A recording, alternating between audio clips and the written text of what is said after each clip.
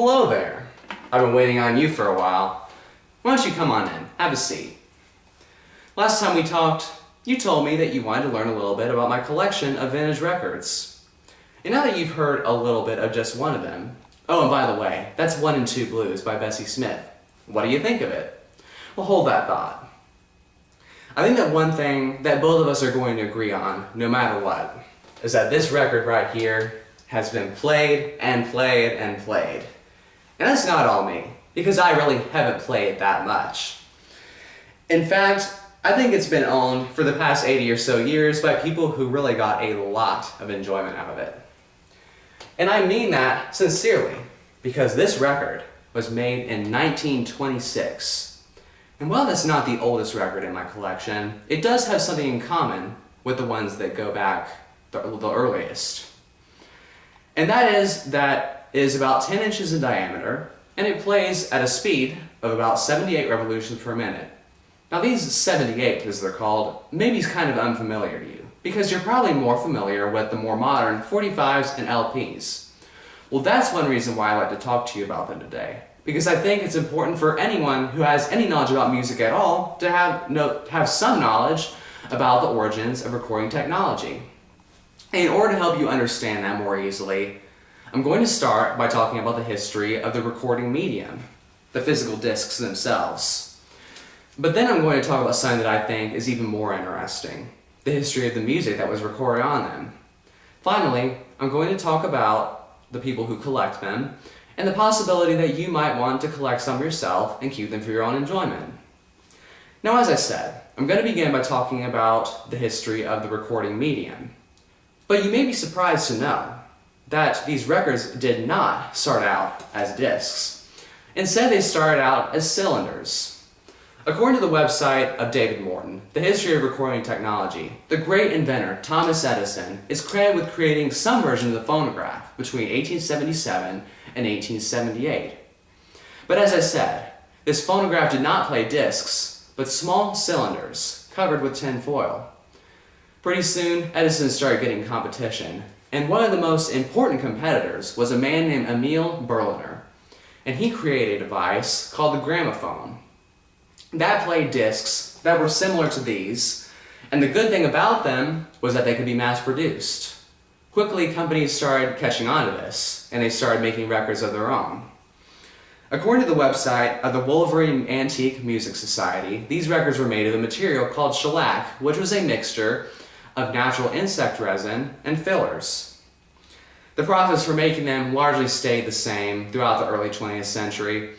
This process was called the acoustical process because it used a large horn, like you've probably seen in the movies.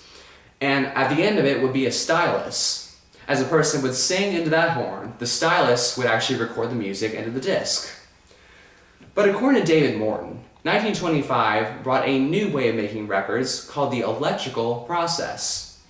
This used a system of microphones and amplifiers more similar to what we have today. This way of making records stayed popular until the 1950s and 60s, when, unfortunately for the 78s, they were largely replaced by the modern 45s and LPs. And you probably recognize the 50s and 60s as an era of momentous change in music, the era of rock and roll. But that doesn't mean that the 78s didn't have important music on them. And I would love to tell you about every single recording artist that was on 78, but I'm only going to tell you about a few of them. One of these recording pioneers was a man named George W. Johnson. According to a 2011 article by Tim Brooks, Johnson was an African-American singer and whistler. Because of his race, he was often exploited, and he had to work for long hours, often recording songs that appealed to the racial prejudice of the time. But without these records, we would probably know nothing about him. What we know today as jazz also had its start during this time. According to the Library of Congress, the very first group to record jazz was the original Dixieland Jazz Band. While I don't have a copy of their original 1917 recording, I do have this, which is one of the records for 1921. And even though I don't have time to play this for you today, if I did, you would feel like you were going back in time, because when listening to this, like with Bessie Smith's record, it's just amazing to hear how much music has changed. But instead of going back in time, I'm going to go forward. And I'm going to talk about what I call the electrical era up to mid-century. Now what I mean by electrical era is the time after 1925 when record producers were using the electrical process. Bessie Smith, one of the recording artists who was on records that were made this way, is often known as the Empress of the Blues. According to Joelle Snow's online page about her, Bessie Smith made 160 recordings, and this one which you heard, 1 and 2 Blues, is just one of them. But as Bessie's time faded, and as the time of others after her faded, the 1950s and 60s came on, and 78s largely faded out of view. But still, some very important, relevant music was made during these last few years of the 78's heyday. Elvis Presley, who's mostly known for his 45s, actually released some records on 78. And according to a 2013 article by Market Street Media, these are often even more sought after than his 45s. And you may be even more surprised to find out that the Beatles recorded some on 78. These records were actually released in India. And according to a 2011 article by Goldmine, much like Elvis's records, these are often the most valuable and sought after. Now, hearing about all of these valuable and rare records, you're probably wondering, is it worth trying to find these? I mean, is it worth collecting them and keeping them and maybe even selling some? Well, I'm not going to answer that question for you. But I am going to inform you about collecting them, as well as some potential ways that you might decide to keep them and maintain them. Now, people collect 78s for different reasons. Some for investment, others for sentimental value. Regardless, they appreciate them for some reason, and that is their justification for buying them, keeping them, and maybe they sometimes decide to sell them. But if they do consider their monetary value, it's important for them to recognize that not every record is worth $1 million.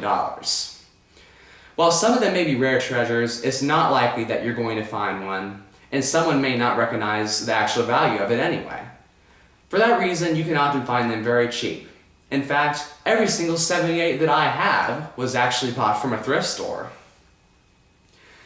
And if you do find some 78s of your own, even though they're antiques, they're actually quite easy to take care of. I've been successful cleaning them with just tap water and a soft cloth, but don't consider me to be an authority on that. Do your own research and find what you think is best for you. But it's even more important to store them in a dry place out of direct sunlight. And if you can, store them upright.